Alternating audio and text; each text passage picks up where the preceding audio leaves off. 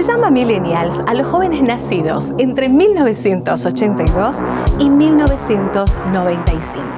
Se los conoce también como la generación del milenio o la generación Y. Crecieron con la tecnología, es por ello que no conciben un mundo sin internet. Lo digital los atrae tanto que 9 de cada 10 usan con frecuencia la cámara. Tienen grandes objetivos y los impulsa el éxito. Buscan ocupar los mayores puestos en sus lugares de trabajo, modificar costumbres y transformar de esta manera la sociedad. En este programa nos meteremos en la cabeza de los millennials, analizando con expertos qué pasa en su cerebro. Ingresa con nosotros a este maravilloso mundo de Mente Millennials. ¿Te pasó alguna vez que te acordás de una conversación que tuviste con algún amigo o amiga, pero no te acordás de aspectos secundarios como el lugar donde charlaron, la ropa que tenía puesta el interlocutor o si hacía frío o calor? A lo largo de toda nuestra vida, nosotros nos centramos en algunos estímulos que son esenciales e importantes, e ignoramos otros que no son tan importantes. A este proceso se lo conoce como la atención y está relacionado íntimamente con la memoria. En este capítulo de Mente Millennials vamos a analizar cómo funcionan la atención y la memoria en el cerebro de los jóvenes millennials. Cintia, ¿cómo se define la atención dentro de las neurociencias? La atención es un proceso cognitivo superior, al igual que la memoria, el lenguaje, ¿sí?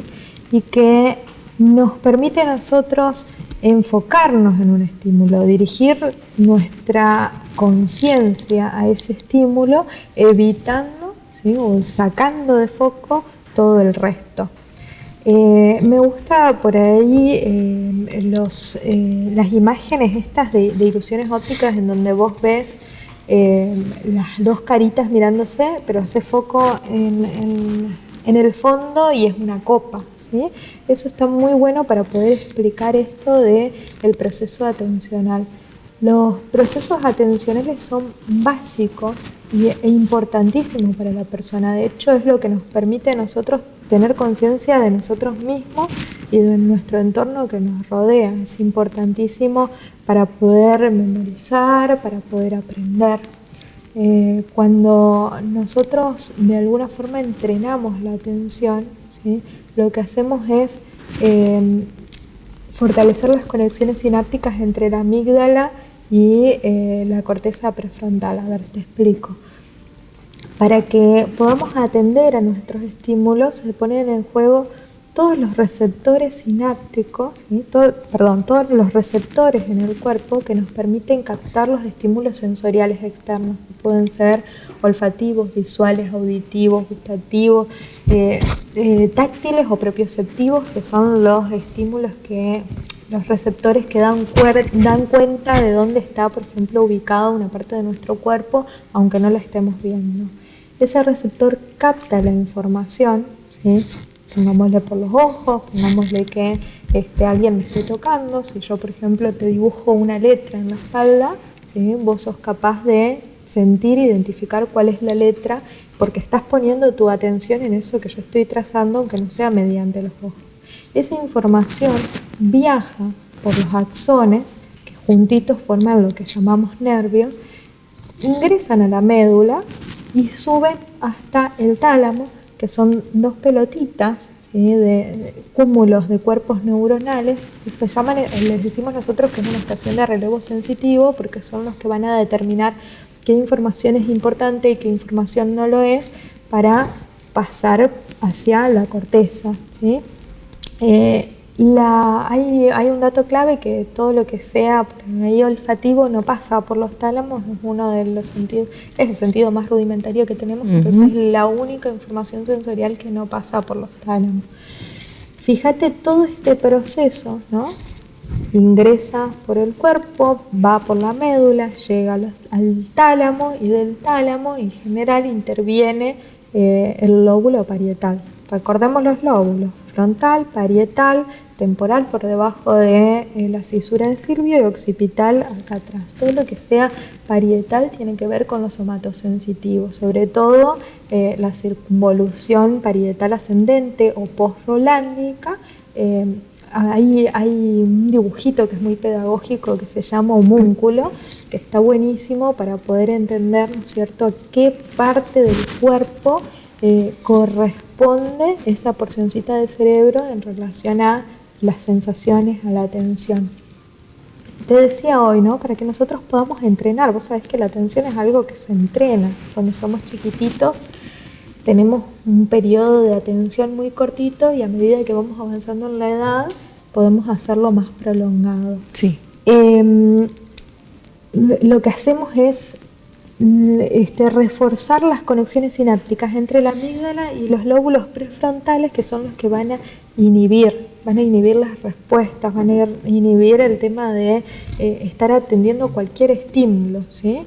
Solamente lo dirigimos y seleccionamos uno y nos enfocamos en eso, y eso nos permite a nosotros de alguna forma incorporar esa información.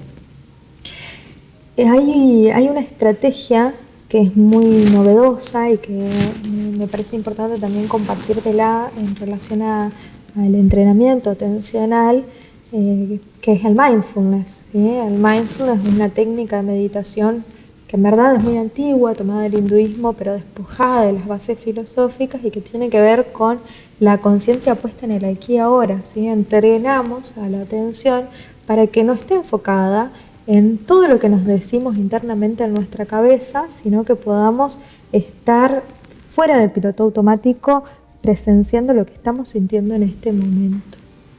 Bien. Bueno, me encantaría también poder clasificarlas, si existe alguna manera de poder decir cuáles son estos tipos de procesos de atención. Sí, a ver, está bueno porque nosotros tenemos, por ejemplo, una atención que se llama atención arousual, y que es la atención que nos mantiene nosotros con la conciencia puesta, el hecho de estar en estado de vigilia y atendiendo a lo que nos rodea, ¿sí? Por eso es tan importante y por eso nosotros somos atención, vivimos gracias a ella y estamos conscientes gracias a la atención.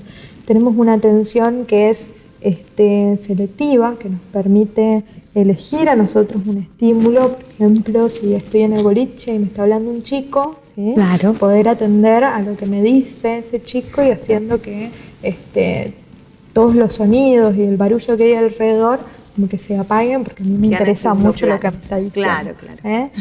Claro.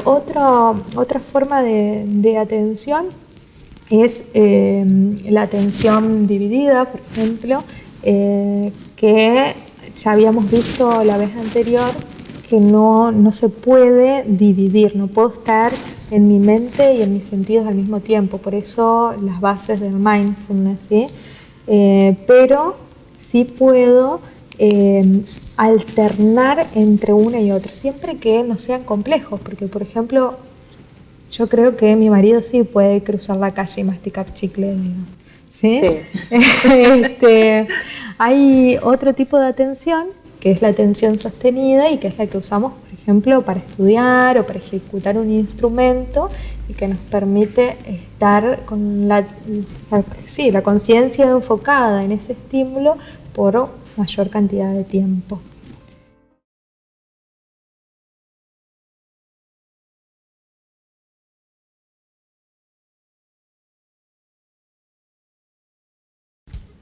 La atención es el filtro que le ponemos a los estímulos ambientales. ¿Y qué pasa con la memoria? La memoria es el almacén de nuestros recuerdos y de nuestras experiencias, porque gracias a ella nosotros podemos recordar qué hicimos ayer, cuál fue nuestra última conversación, a dónde fuimos de vacaciones, y recordamos también nuestras experiencias profesionales. Es decir, que la atención nos conecta con el mundo exterior, mientras que la memoria nos conecta con nosotros mismos. Bueno, la atención es muy importante para la toma de decisiones, ¿no? Y para que nos queden cosas en la mente. Pero si nosotros conocemos todo esto que nos estás diciendo, ¿no? El tema de las neurociencias y cómo llegar a captar la atención de la otra persona, ¿en algún momento podemos llegar a manipular el pensamiento del que está o de los que están enfrente nuestro? Y mira, no sé si manipular es la palabra acertada, digamos, pero sí en la publicidad y en el marketing estudian los que se llaman determinantes de atención y los utilizan para imponerse frente a otros estímulos. Por ejemplo, en los millennials, que sabemos que es la cultura del instante, ¿sí? Lo que hacen es imponer la marca en los primeros 8 segundos, ¿sí? Y saben que, por ejemplo, los determinantes que se llaman externos, que son los que vienen de afuera, como la repetición, el tamaño, la intensidad, el color, el movimiento, nos van a atraer, van a hacer que nosotros quizás estamos haciendo algo, ¿sí? Si suena un ruido fuerte o hay algo, las canciones esas que se repiten, ¿no? Hay algunas propagandas que las tenemos ahí dando vuelta todo el tiempo, sí. Algunas publicidades, y que tienen que ver con la repetición. Eso hace que enfoque nuestra atención.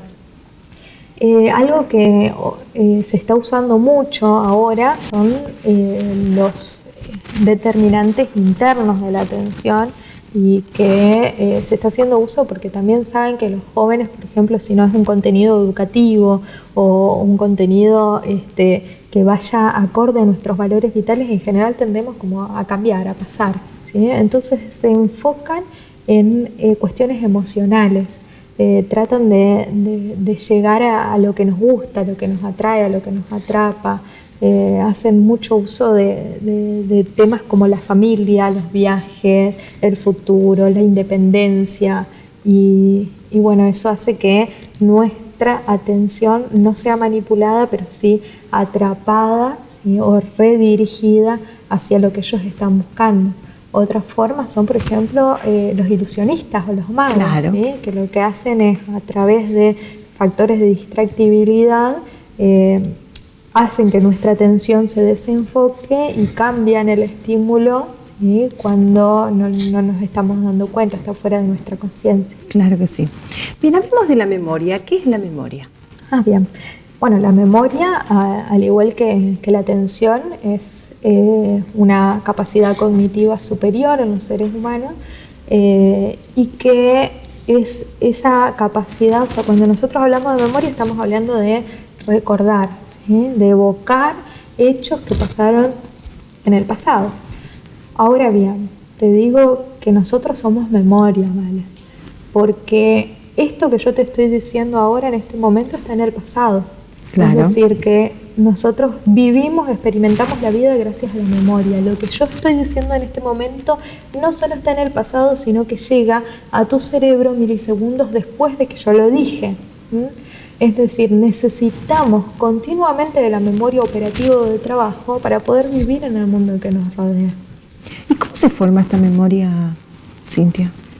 Bien, está buena la pregunta, porque nosotros necesitamos, primero que nada, de esto que hablábamos anteriormente, que es de la atención.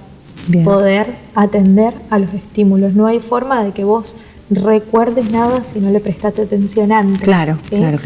Una vez que captó mi atención, necesito codificar esa información que va a mi memoria a corto plazo, y cuando se repite o está relacionada a un estímulo emotivo, puede pasar a una memoria a largo plazo, puedo yo evocarla.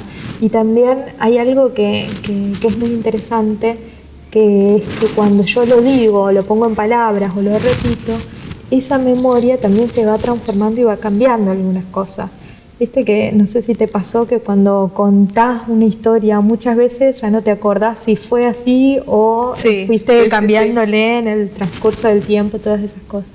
Y hay algo que es clave y que también es parte del proceso mnésico, de memoria, que es el olvido, ¿sí? Los olvidos son algo benigno, propio y necesario también para poder seleccionar la información y fijar el contenido que necesitamos. Bien, hablaste de la memoria a corto y largo plazo. ¿Podés profundizar un poquitito más? Sí, claro.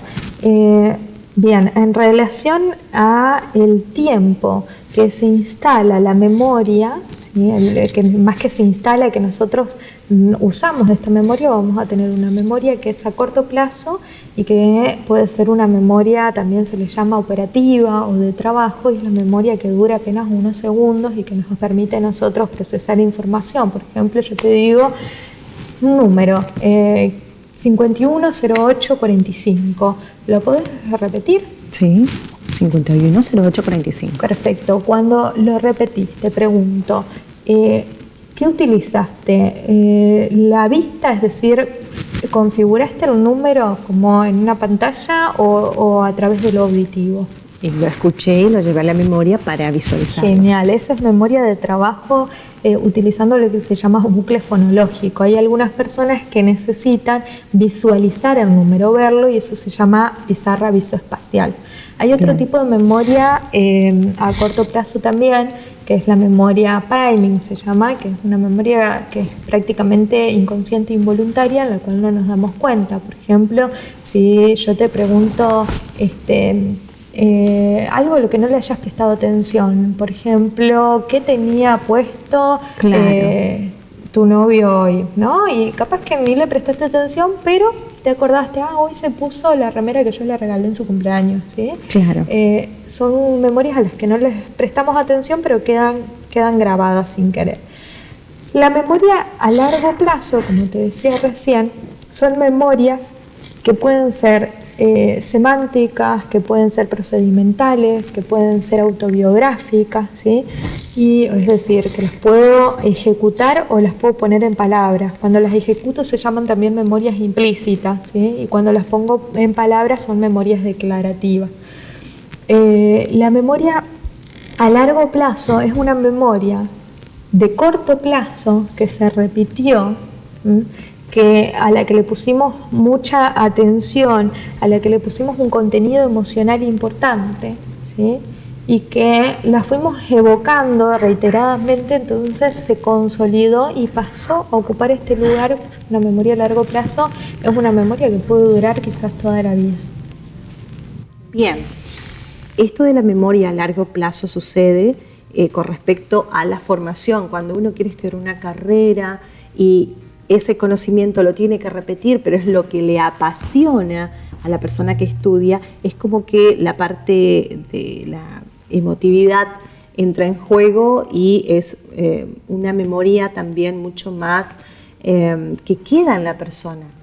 Sabes que te voy a traer un autor que se llama Osuber, que él plantea que para que vos puedas anclar ese aprendizaje, ¿sí?, necesitas haberlo asociado con un aprendizaje anterior. Es decir, vos necesitas traer a la memoria o evocar cuestiones que ya habían sido aprendidas para que puedas a partir de eso construir algo nuevo y diferente, ¿sí? Es decir,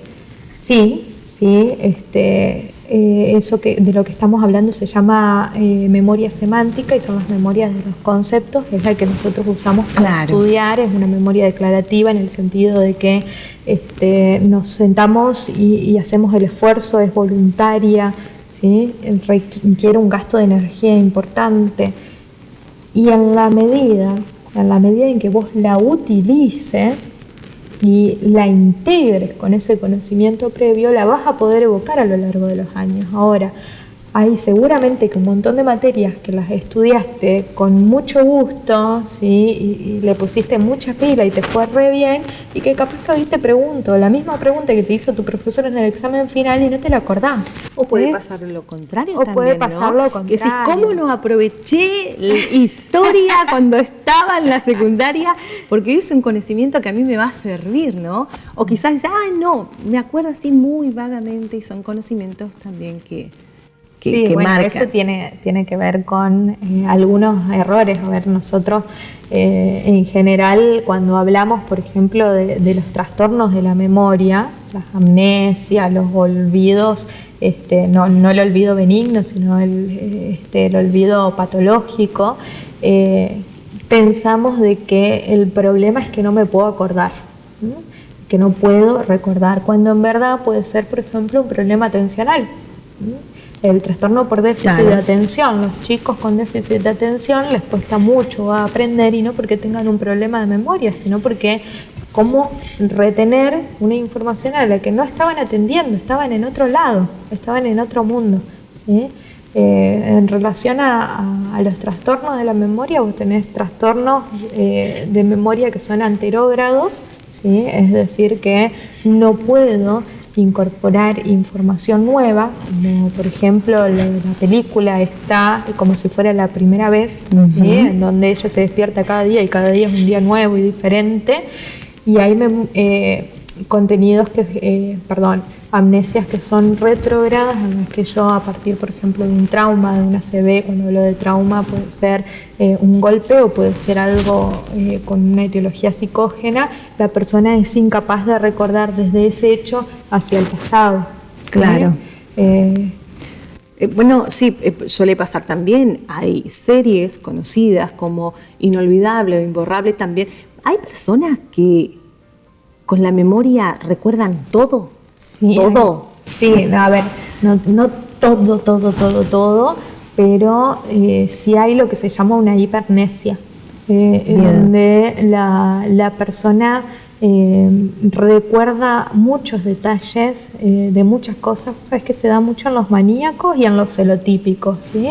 El hombre celotípico se va a acordar de con qué te pusiste cuando saliste, qué olor tenías, por qué miraste para aquel lado cuando pasó aquel. O sea, de todos los detalles va a estar atento y se los va a acordar seguro. ¡Wow! Así que ojo con los celotípicos. Pasa, por ejemplo, cuando te encontrás con tus grupos de, bueno, no soy millennial, pero con tu grupo de compañeros del colegio, que hay uno que siempre se acuerda más de cosas que otros, pero en mi caso tengo una compañera que se acuerda me sorprendió, hasta los signos del zodíaco de cada uno de nosotros.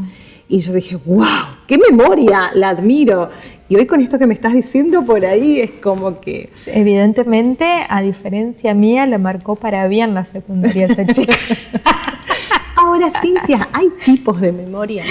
Sí, hay tipos de memoria que, recién hablábamos de en función al tiempo de duración, a la memoria a corto plazo, a la memoria a largo plazo. ¿Sí?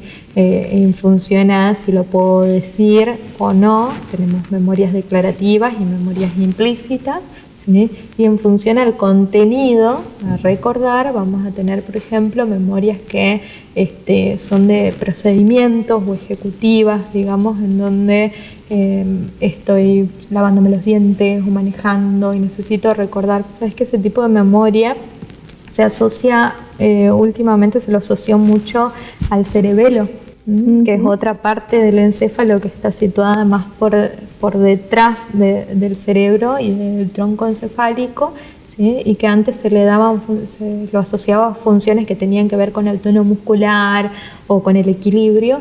Bueno, ahora también se ve que está un poquito asociado a todo lo que sean estas memorias que tienen que ver con procedimientos. Con esto que vos me dijiste me viene a la memoria algo que lo charlamos en encuentros anteriores con respecto a la evolución. Esta memoria también tiene una relación estrecha con nuestra evolución. Sí, claro. A ver, vos todo lo que recordás, lo que haces, lo que vivís, ¿sí? Tienen su componente filogenético, ¿sí? Y que tiene que ver, o sea, tu capacidad amnésica también de alguna forma es heredada. Bien. Déjame que te termine de contar en relación a los contenidos. O sea, otro tipo de memoria que hablamos recién es la memoria semántica o la conceptual, y hay una memoria que es muy importante y que es la que te da la identidad personal, que es la memoria autobiográfica.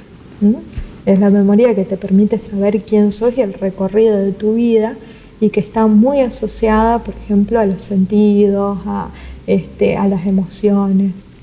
Y hay otra memoria de la que te quiero hablar, que es una memoria que es muy novedosa, que se estudió en los últimos años, que es la memoria transactiva. Es cuando la persona se empieza a dar cuenta de que ya no deposita, o sea, no necesita guardar la información ella en su cerebro solamente, sino que le puede guardar en otros cerebros. ¿Sí? Por ejemplo, Male, acordate que mañana es el cumpleaños de fulana. Y ya no necesito hacer el esfuerzo para recordar eso porque vos me lo vas a hacer acordar. Y así como puedo guardar esa información en tu cerebro, también lo puedo guardar en los dispositivos tecnológicos, ¿sí? Claro. Entonces ahora tengo mi celular que me avisa de los cumpleaños, que me avisa de las reuniones, que me dice cómo llegar a un lugar, ¿sí? Y así también es como empieza a afectarse o a deteriorarse las estructuras cerebrales asociadas a la memoria, porque no les estoy dando uso. Claro. Hoy pudimos comprender que la atención es el estado de observación y de alerta que nos permite tomar conciencia de lo que sucede a nuestro alrededor. Y gracias a la memoria, tomamos conciencia de lo que somos nosotros mismos. Hoy, los jóvenes millennials se encuentran intervenidos por la tecnología y esto hace que las estructuras neuronales asociadas con la memoria se encuentren cada vez más deterioradas, ya que al programar todas sus actividades a través de sus dispositivos celulares, los jóvenes están perdiendo su capacidad de recordar. Es por ello que es tan importante y vital ejercitar la atención y la memoria para de esta manera poder experimentar la vida al máximo.